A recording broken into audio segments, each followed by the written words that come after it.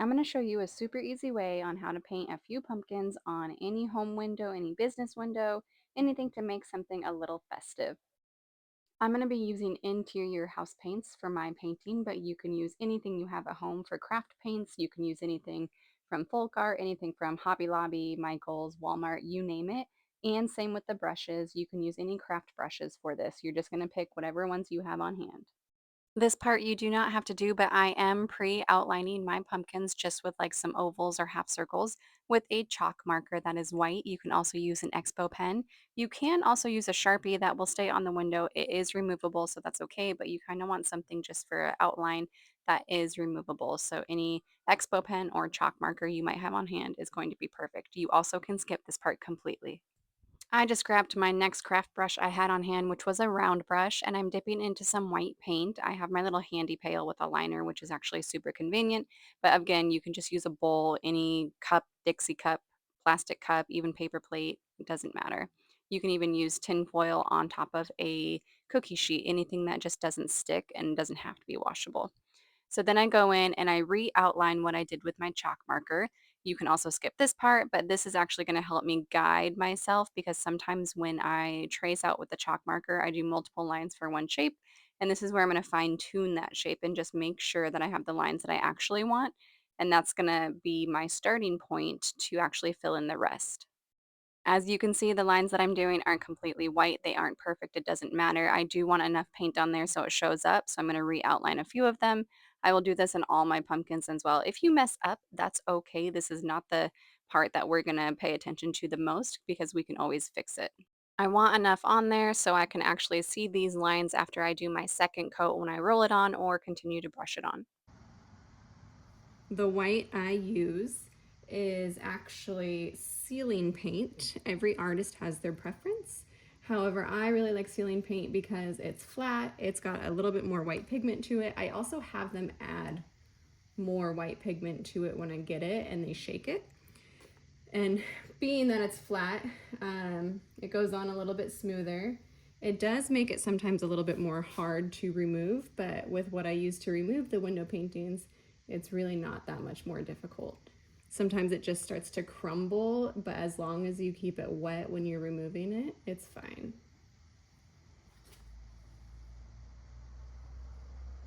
So little details such as like swirls and stuff that you add later, you do not have to add right now.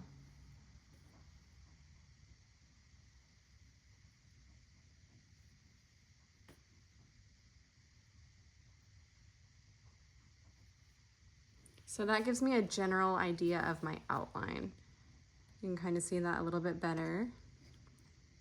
This is just a door, a glass door set up in my really old garage.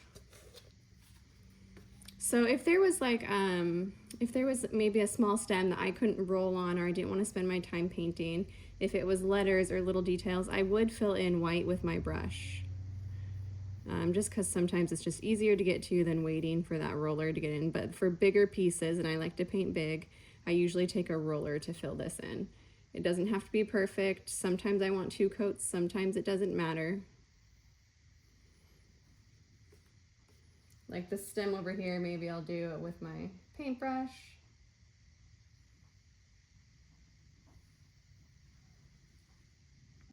Because I'm painting big, I usually use a 4-inch roller or 3-inch roller, and with a foam roller, I buy them in bulk. You can also get these cute little 3-inch or even 2-inch. They come with metal handles too if you want to, but I usually just use foam rollers for all of these because it makes a very smooth texture, and normally I roll it on. Because this is just for educational purposes and I'm just in my garage painting on a door, I'm just gonna fill this in really quick with a brush. So any craft brushes that you get, even the dollar store brushes, honestly, is totally fine.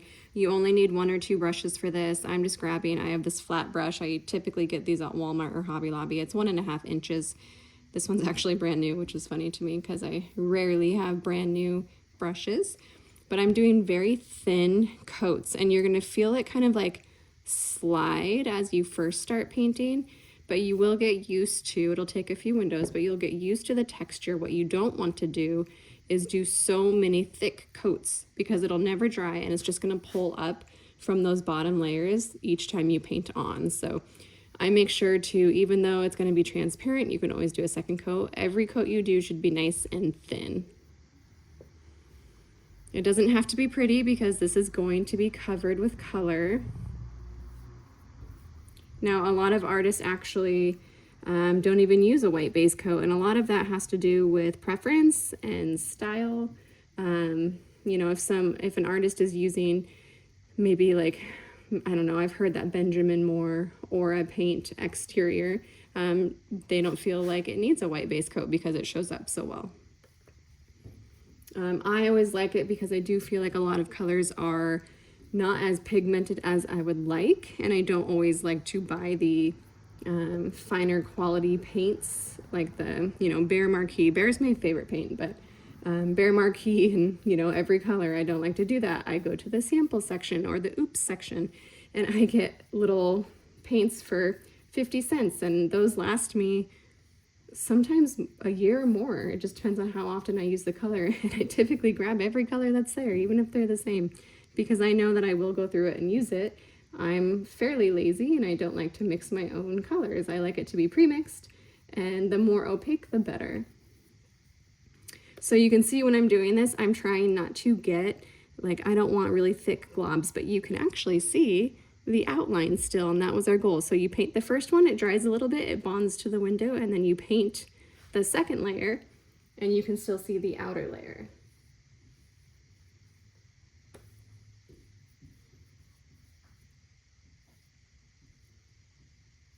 Now, because I'm in my garage, I have no idea, this is my first time painting on this, I have no idea if the paint will dry fast or slow.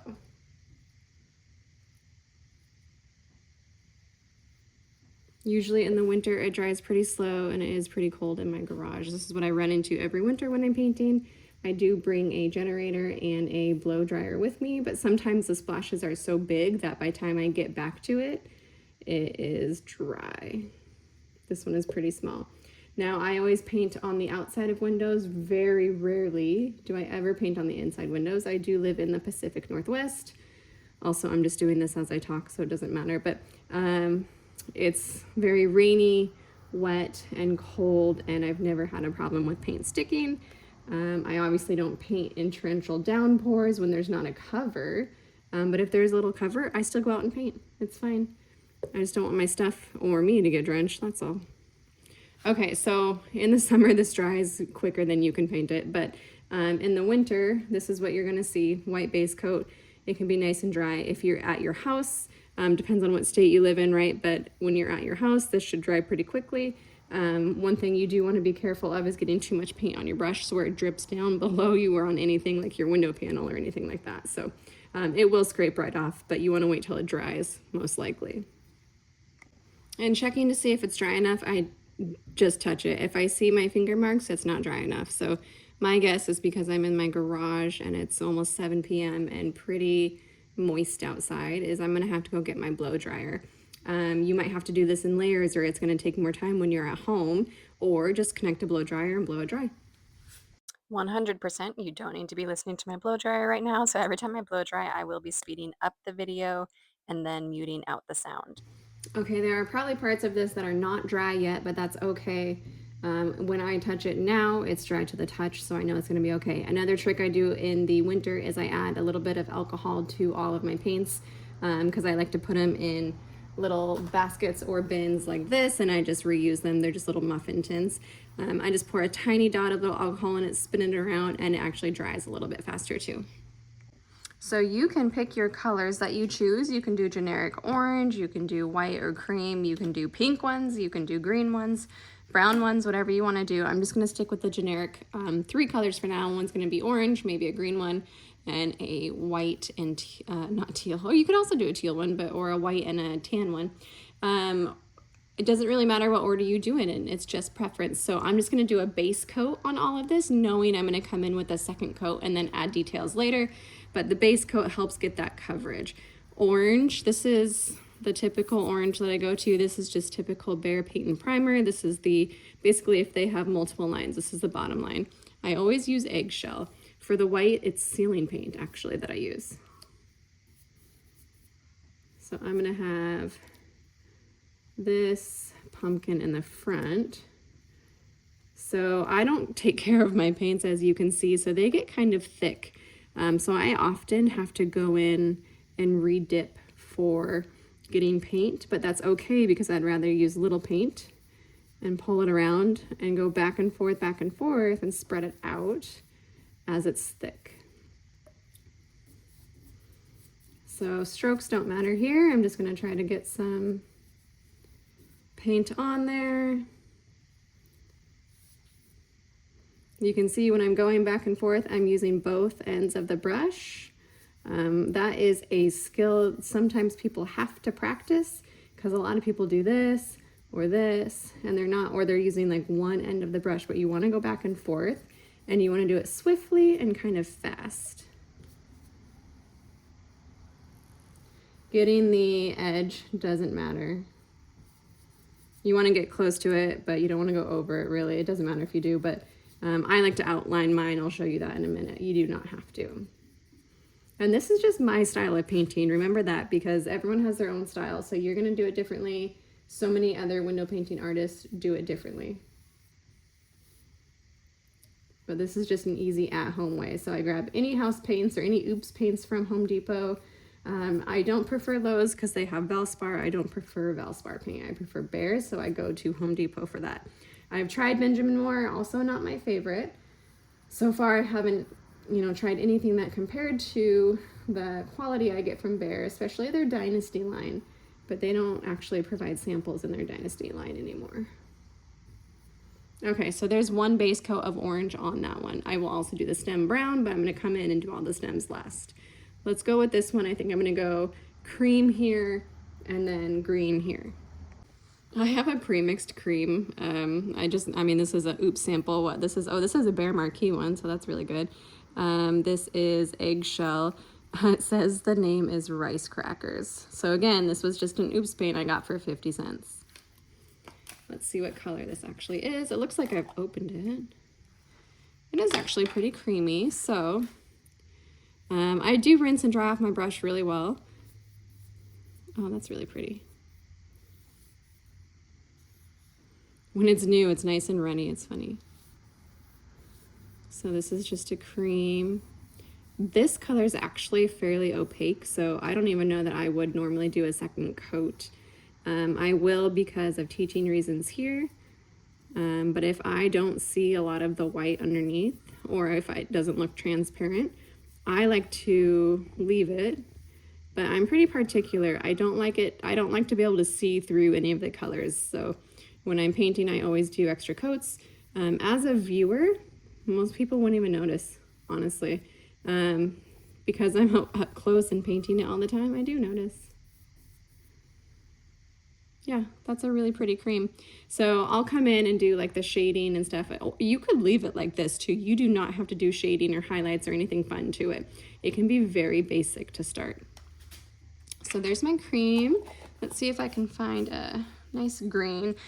Because I have cream on here, I don't rinse off my brush very often. I typically just wipe it off on my clothes and call it a day and then re-dip. So I'm gonna go in with this cool green. What? I don't even know. See, 50 cents. I don't think it says what color this is. I did paint orange over that one, but that's okay. You can just go right over it.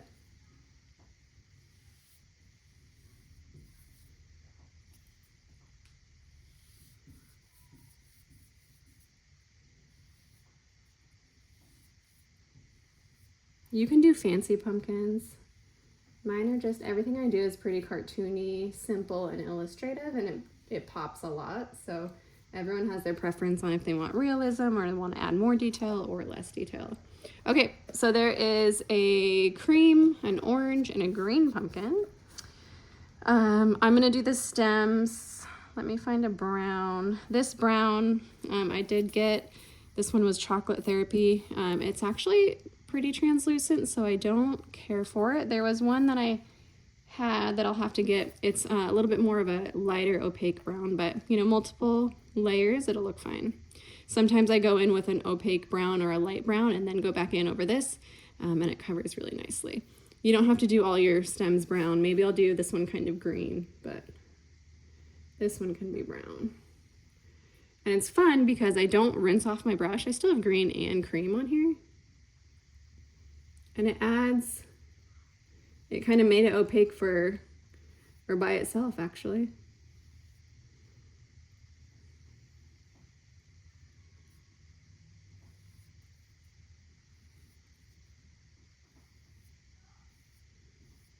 Yeah. So you don't want to paint hard. You want to have just the right pressure. It's more of a medium pressure. See, and that doesn't even matter, but I'll wipe it off. So there's brown. It kind of added a little bit of dimension by itself. I'm going to do brown over here too.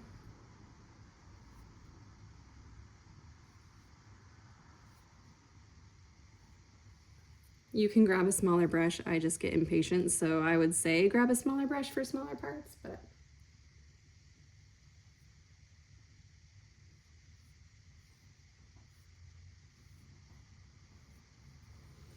there's that. Maybe I'll do a green stem. Let's go back. Also not wiping off my brush. Now I have all the colors on there, but I'm just going to go into my green and get a dirty green over here.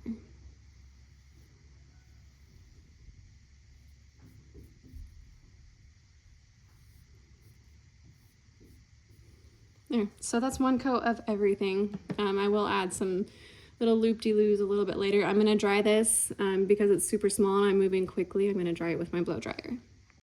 If your window is super cold, just try not to blow dry too close to the window or too hot. Okay, time for round two. So I rinsed and dried off my brush best I can. You don't want water dripping into your bristles. It will pull on the paint and just make it almost makes spots that it's really hard to hide afterwards. So going back in with some orange and just gonna recoat very thinly. Again, very thin. Make sure to get like all the spots that you feel look transparent. Sometimes I don't even cover all of it completely again. This is where you can leave it. These are actually just white watermarks and I'm leaving it because I like it. Happens by accident. Happy little accidents happen all the time.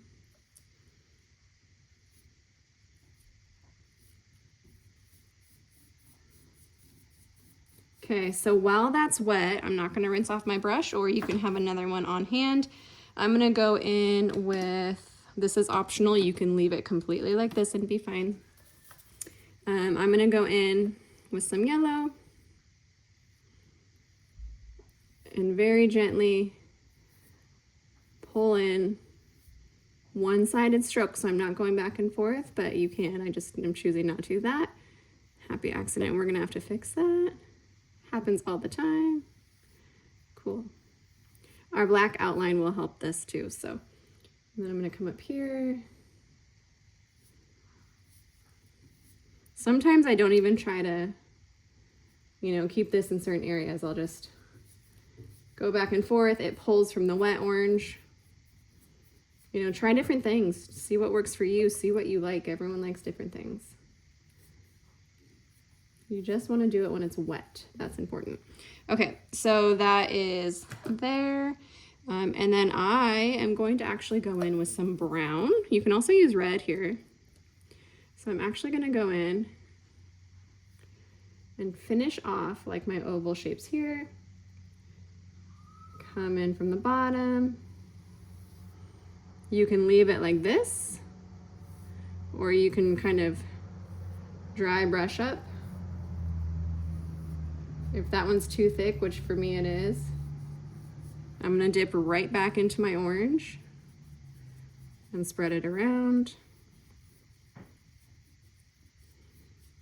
And it just makes it, without even rinsing off my brush.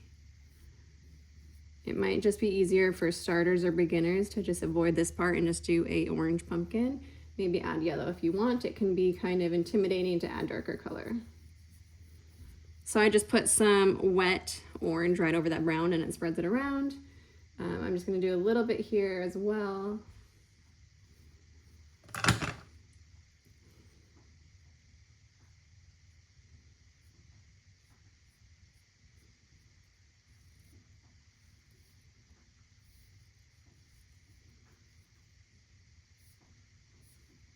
Maybe on the edge too.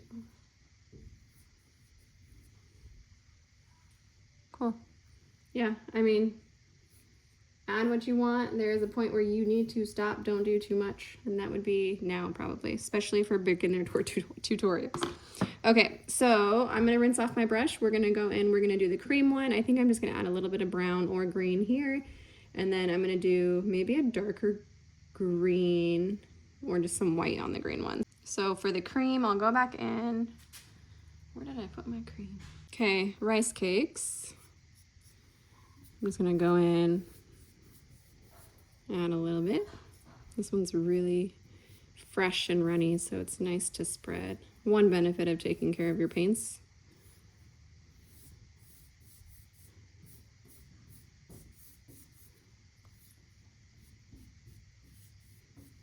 Okay, and that's still wet. I'm gonna leave my rice cakes accessible. You can switch brushes if you want. I am gonna switch to a round brush here. I'm just gonna grab a little bit of my brown and do some soft outlines. I'm not gonna outline the whole thing.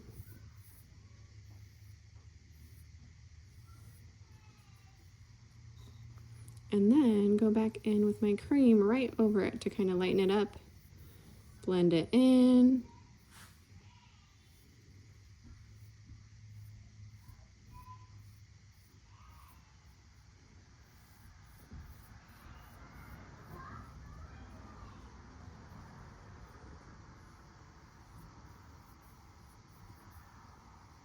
So I just go right back over that brown. And it softens it.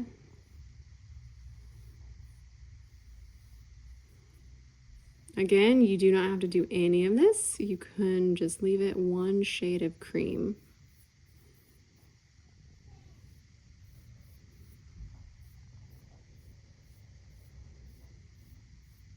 Like so. Let's go to the green here. Especially because I painted over the orange, I will second coat this.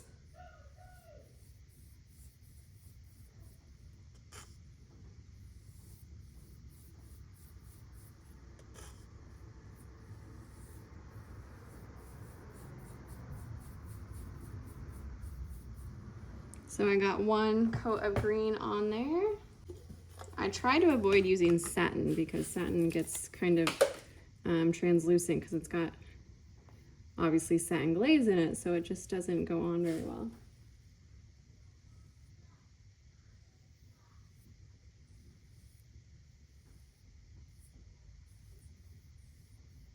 So this green is still pretty wet because it's small and it was quick.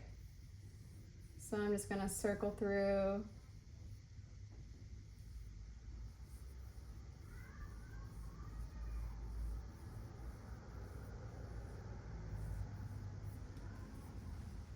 If it starts to dry up on you, just grab some more of your other color.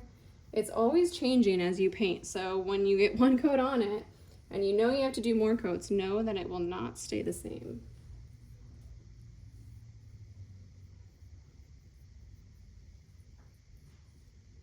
But the cool part is it can continue to keep drying and drying and drying, or we can blade it off and then you can continue to work with it. But try not to go overboard because we're gonna do some outlines and stuff too.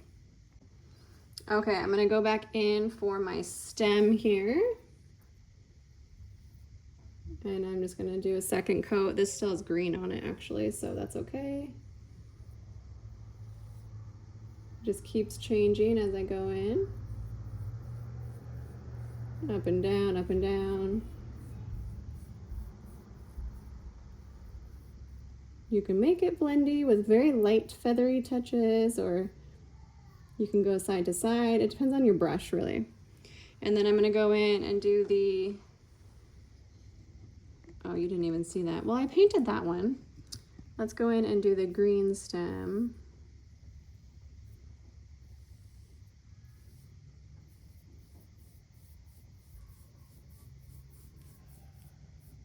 Okay, and then we'll go in and we'll do the brown stem down here.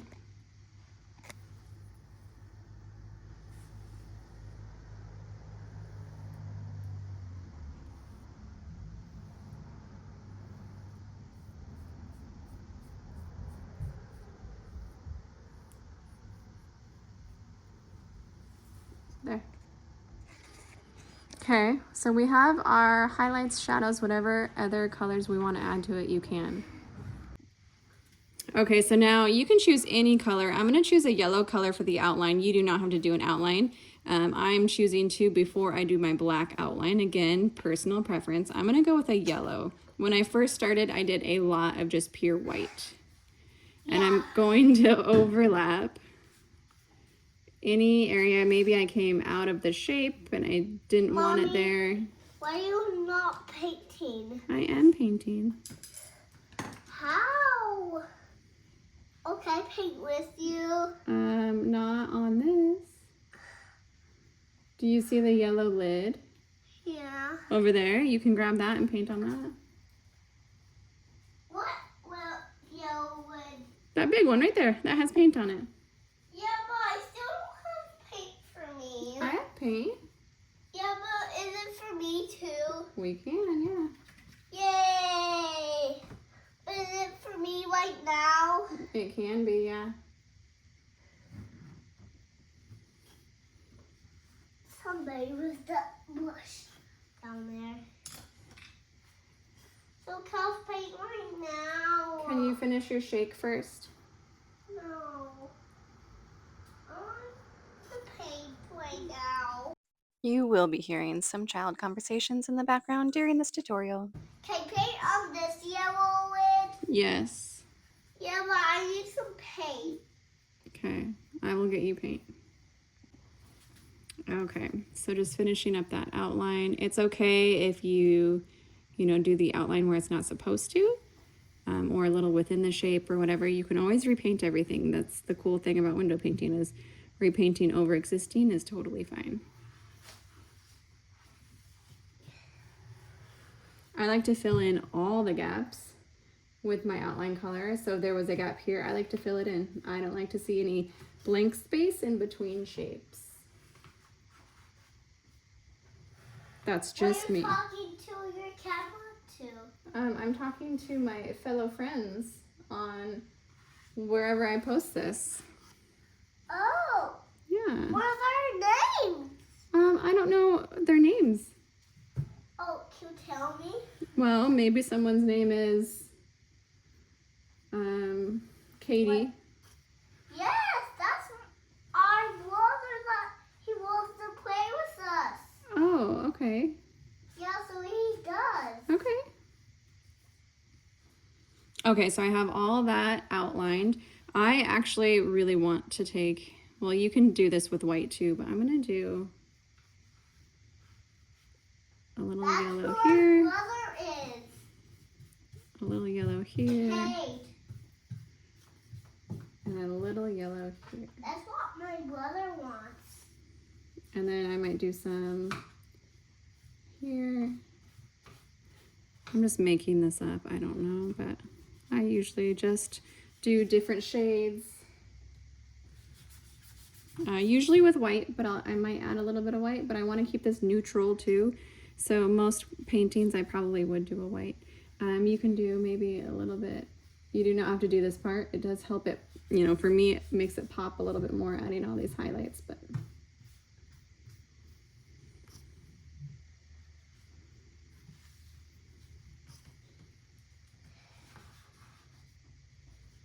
okay. Okay, for my black outline, I use Golden High Flow, not extra heavy high flow. I'll show you. This is just fluid acrylics. This, I believe, is high flow. I don't prefer this one. This one's too high flow for me. Some people love it. I prefer this one. It's a little bit different. It's just fluid and it's very good quality and very smooth and goes really, really far. So this is about $30 though for 16 ounces, but it lasts forever. So I put some in a muffin tin because I don't have a jar for that. I'm just gonna dip with you can choose a flat brush, small flat brush, whatever. I kind of like thicker outlines. So then I'm just gonna take. I'm gonna leave it on there. I want a small brush. This can be so intimidating. Adding black over everything. I'm gonna take my black. And some people like full outlines, like connecting everything. I do not.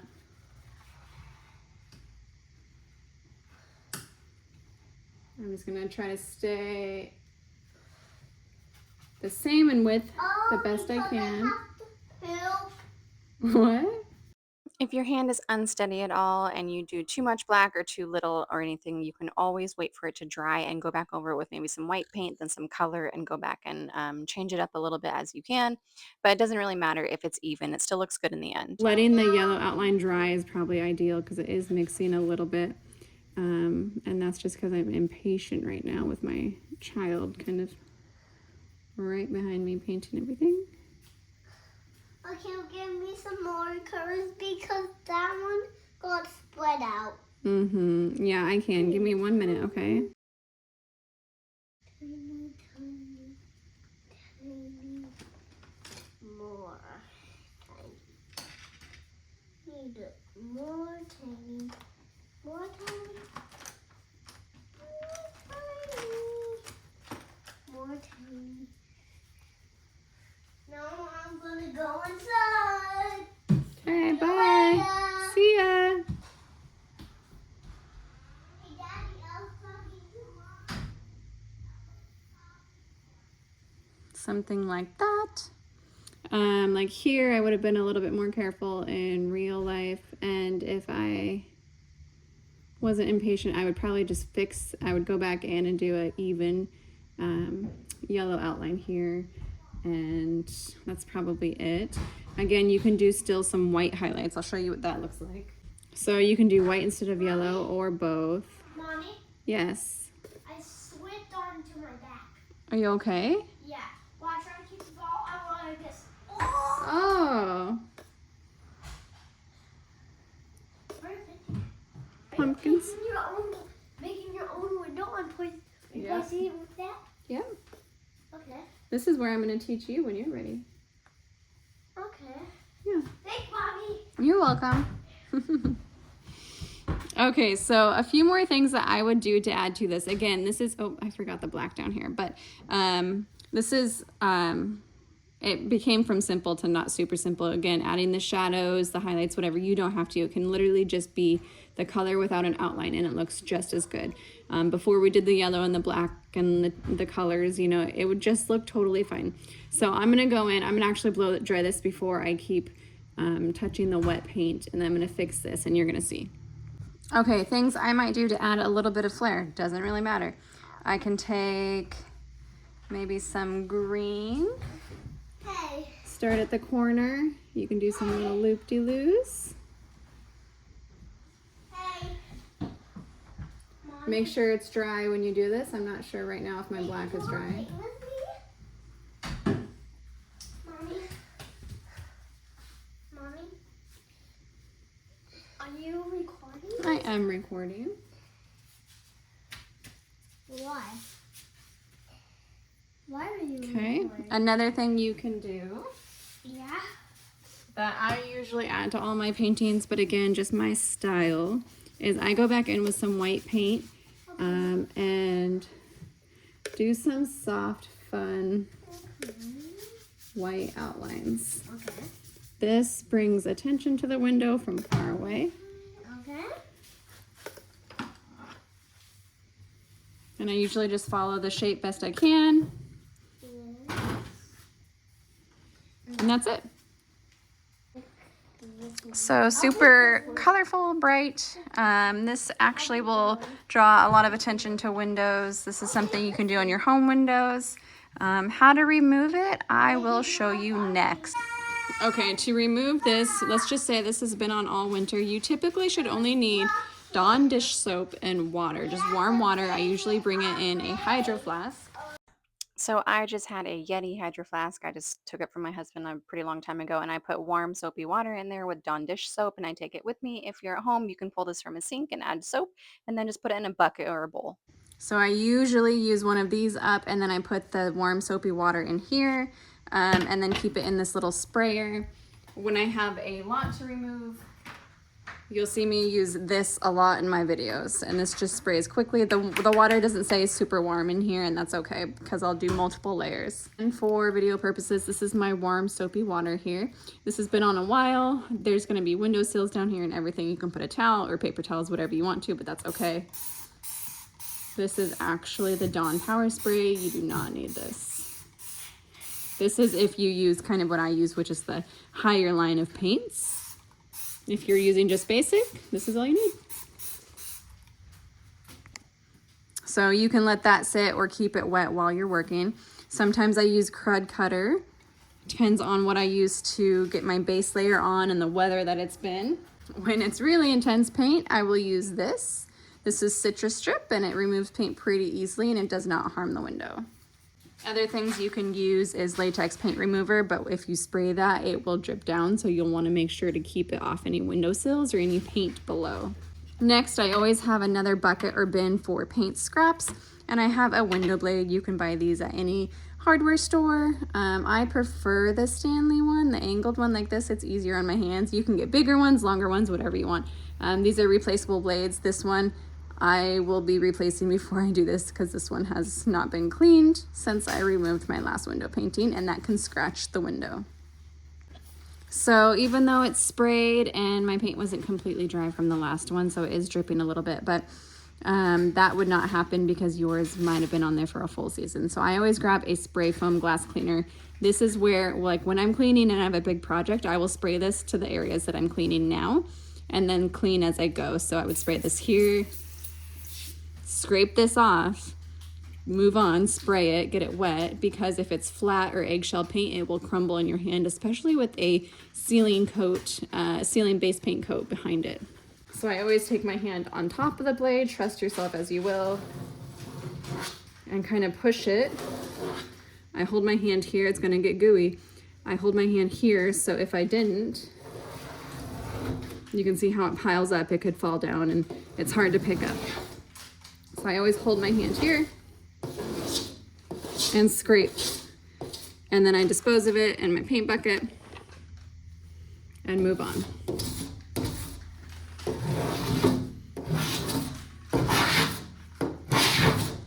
It makes a lovely noise.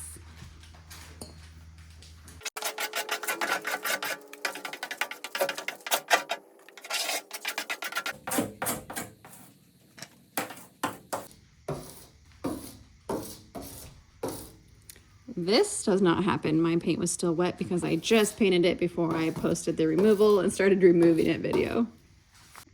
And then obviously you clean it and make sure there's no leftover paint. I usually grab a regular glass cleaner, not the spray foam cleaner, because I think it leaves different kind of streaks, but you'll spray it. I don't know if I have to tell you how to clean windows, but you never know. You can be a professional and use a squeegee, whatever you want, but if you're just at home painting your windows because you're a stay-at-home mom or someone that's just crafty or someone who wants to just learn, this is all you need. As I finish up here, please let me know in the comments or even message me and let me know if there's anything in this tutorial that I might have missed or gone over too briefly or anything that might help you move along a little further and a little bit easier. I want to make this tutorial friendly for beginners and also make it accessible for anyone who wants to learn or just paint their windows for fun at home. I do have a pricing ebook on how I price my windows for my business. I have that in my Linktree link. You are more than welcome to check that out and make a purchase. And I'll be making another full in-depth one on how to paint windows step by step, everything I use, supplies, tutorials, tips, tricks, anything I can think of that I'll put in that longer ebook. If you want to stay tuned and wait for more tutorials, make sure to like and subscribe, hit a comment below. I'll hope to update my studio space and post another one soon. Bye!